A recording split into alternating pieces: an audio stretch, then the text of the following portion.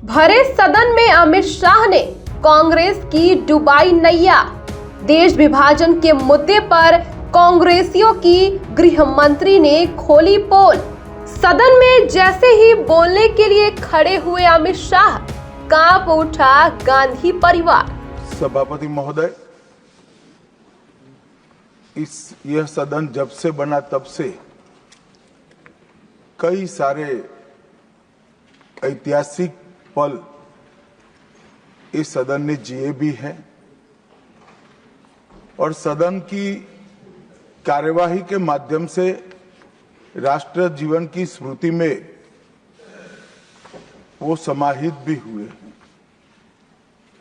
मेरा मानना है कि ये जो आपका निर्णय है, सदन का निर्णय है कि वंदे मातरम के 150वें साल के प्रवेश पर ये महान सदन वंदे मातरम के भाव के लिए, वंदे मातरम के यशोगान के लिए और वंदे मातरम को चिरंजीव बनाने के लिए एक चर्चा करे और इस चर्चा के माध्यम से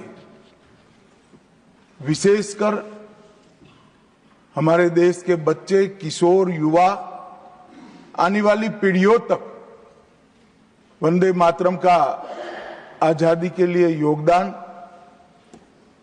वंदे मातरम गान की रचना में राष्ट्रभक्ति और राष्ट्र की संस्कृति के प्रति समर्पण का जो भाव है, उसका आने वाले महान भारत की रचना में योगदान, इसके संकल्प के साथ जुड़ाव, ये सभी चीजों से हमारी आने वाली पीढ़ियां भी युक्त हो।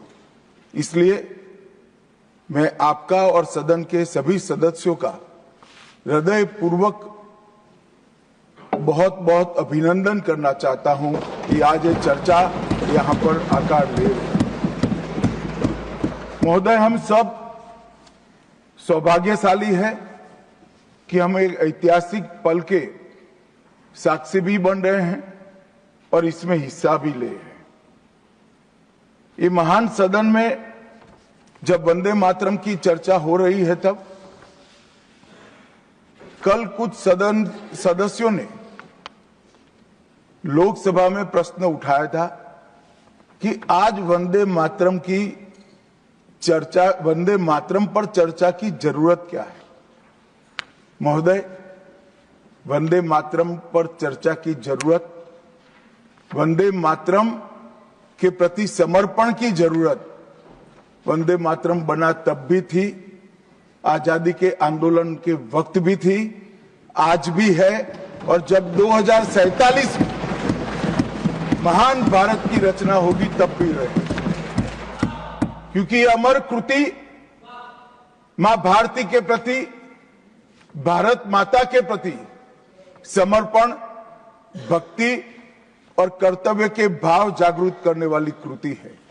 इसलिए जिनको आज वंदे मातरम की चर्चा क्यों हो रही है वो समझ में नहीं आ रहा है। मुझे लगता है कि उन्होंने नए सिरे से अपनी समझ पर ही सोचने की जरूरत है। कुछ लोगों को इसमें दिखता है कि बंगाल में चुनाव आने वाला है, इसलिए वंदे मातरम की चर्चा हो रही है। वो वंदे मातरम के महिमा मंडन को बंगाल के चुनाव के साथ जोड़कर कम करना चाहते हैं। ये सही है कि वंदे मातरम की रचनाकार बंकिम बाबू बंगाल में पैदा हुए, बंगाल में गीत की रचना हुई और आनंद मठ, जिसमें बाद में वंदे मातरम समाहित हुआ, उसकी पृष्ठभूमि भी की बंगाल थी। मगर जब वंदे मातरम का प्रकटीकरण हुआ, वंदे मातरम बंगाल तक सीमित नहीं रहा था, देश तक भी सीमित नहीं रहा था। दुनिया भर में जहां पर आजादी के दीवाने थे, वो गुप्त बैठक भी करते थे तो पहले वंदे मातरम का गान कर बैठक की शुरुआत। और आज भी सरहद पर हमारा जवान जब अपना सर्वोच्च बलिदान देता है ये आंतरिक सुरक्षा के लिए देश के पुलिस का जवान सर्वोच्च बलिदान देता है, तो जब वो अपने प्राण त्यागता है, इसके मुंह पर एक ही मंत्र होता है, वो वंदे मातरम।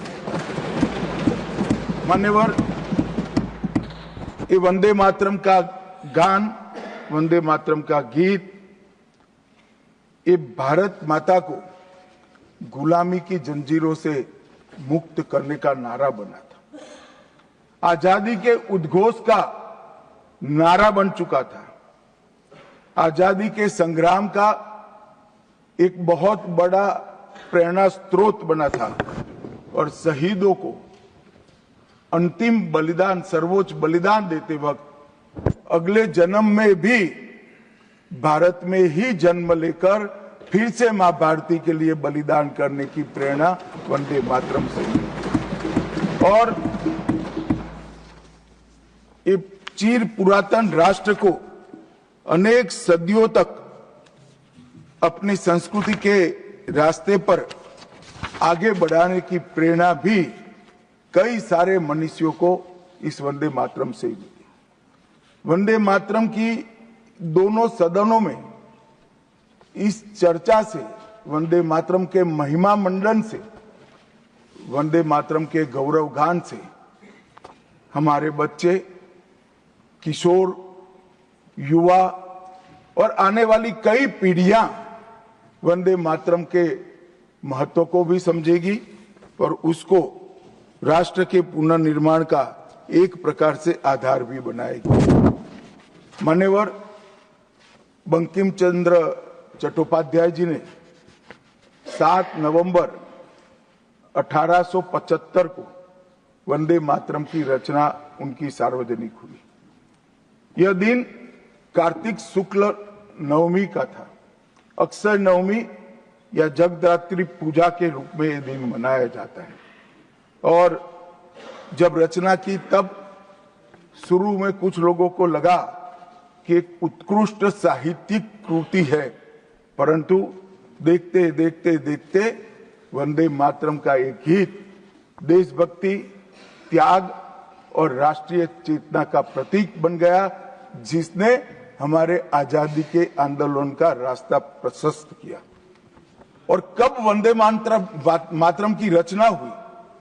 वंदे मातरम की रचना की पृष्ठभूमि हम सब ने जरूर याद करनी चाहिए। उसकी पृष्ठभूमि में सदियों तक इस्लामिक आक्रमण को झेलकर इस देश की संस्कृति और इस देश का इतिहास झंझोड़ने का काम, शीर्ण वीर्ण करने का काम हुआ था। उसके बाद अंग्रेजों ने अपने शासन के काल में, भारत के गुलामी के काल में एक नई सभ्यता, एक नई संस्कृति हमें थोपने का प्रयास किया था।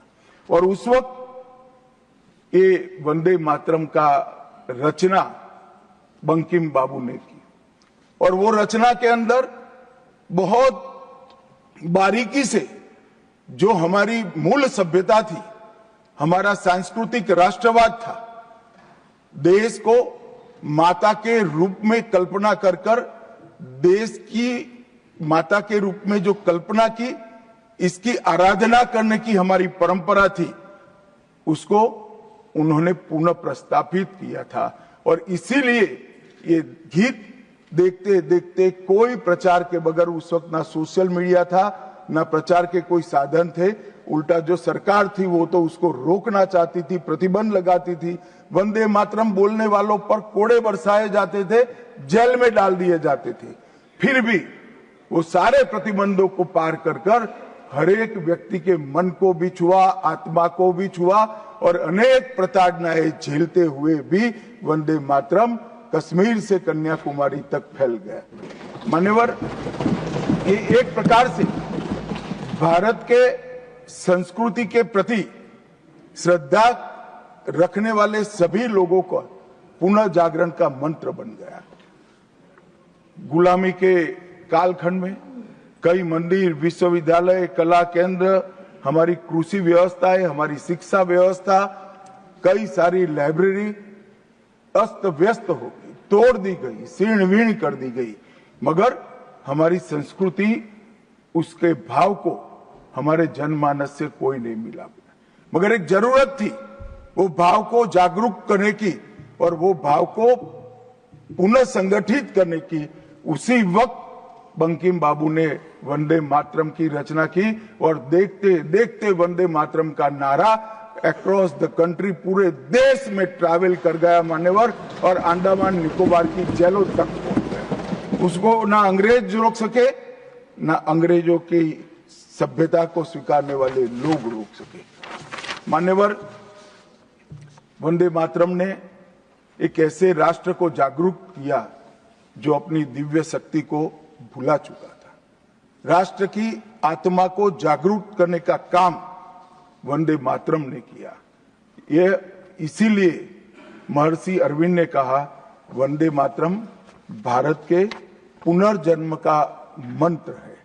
श्री अरविंद का यह वाक्य, इसका गर्भित अर्थ वो वंदे मातरम की महत्ता को बताता है। मान्यवर, अरविंद घोष ने यह भी कहा कि देश को एक ऐसे मंत्र की आवश्यकता थी और ईश्वर ने उसे साकार करने के लिए ही बंकिम बाबू को इस भूमि पर भेजा। श्री अरविंद का वंदे मातरम के लिए भाव बच्चे बच्चे के लिए एक प्रेरणा स्रोत बन गया और हमारे आजादी का नारा बन गया। मान्यवर, हमारे देश को जो लोग समझते हैं, लोग जो जानते हैं, वो सभी लोगों को मालूम है कि हमारा देश पूरी दुनिया में एक प्रकार से अनूठा देश है। दुनिया के कई देशों की रचना अधिनियमों से हुई, कहीं युद्धों के कारण हुई, कहीं युद्ध के बाद संधि के कारण हुई। भारत एकमात्र ऐसा देश है जिसकी सीमाएं कोई अधिनियम से तय नहीं की है। हमारे देश की सीमाएं हमारी संस्कृति ने तय की है और संस्कृति ने इस भारत को जोड़ कर रखा है। और इसीलिए सांस्कृतिक राष्ट्रवाद का जो कंसेप्ट था, वो सांस्कृतिक राष्ट्रवाद के कंसेप्ट को, सांस्कृतिक राष्ट्रवाद के विचार को सबसे पहले गुलामी के कालखंड में जागरूक करने का काम बंकिम चंद्र चट्टोपाध्याय जी ने किया। हम पूरे देश को एक बार फिर से देखें तो हमें मालूम पड़ेगा कि हमारे देश को जोड़ने वाला मंत्र हमारी संस्कृति है। हमारे देश को जोड़ने वाली, एक रखने वाला मंत्र हमारी संस्कृति है। और इसी के कारण वंदे मातरम का जो उद्घोष हुआ, उसने सांस्कृतिक राष्ट्रवाद के सिद्धांत को पहली बार एस्टैब्लिश करने का काम किया।